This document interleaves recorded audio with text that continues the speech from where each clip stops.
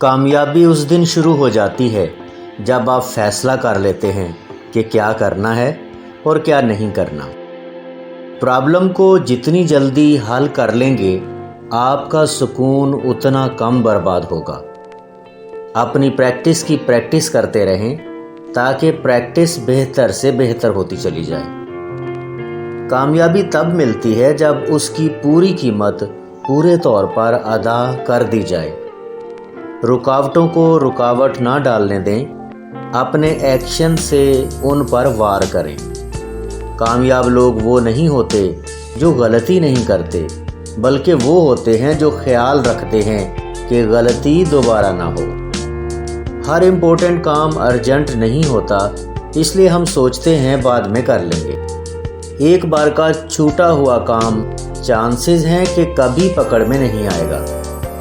अगर किसी काम को बाद में करना है तो उसे कैलेंडर पर उस डेट पर लिख दें। इस तरह उस काम के छूट जाने के चांसेस कम होंगे। ज़िंदगी में फंसकर एक जगह रुके रहने का मतलब है कि प्रॉब्लम को कबूल ना करना और उसका जड़ से खात्मा ना करना। लोग आपसे क्या तवक्को करते हैं, ये उनका प्रॉब्लम है, आपका नहीं। कामयाबी की बड़ी से बड़ी कीमत को भी अगर महीनों, हफ्तों और दिनों में बांट लिया जाए तो वो छोटी सी रह जाती है।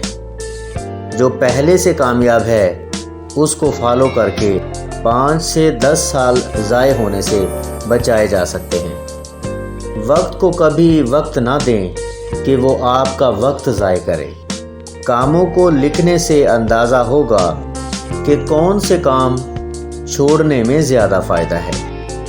सेल्स के लोगों से नफ़रत ना करें, सिर्फ सेल्स के उन लोगों को नापसंद करें जो धोखेबाज हैं।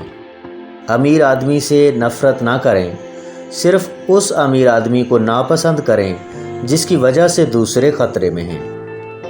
नाकाम लोग नावाकिफ़ होते हैं, जबकि कामयाब लोगों को मालूम होता है कि उन्हें क्या चाहिए।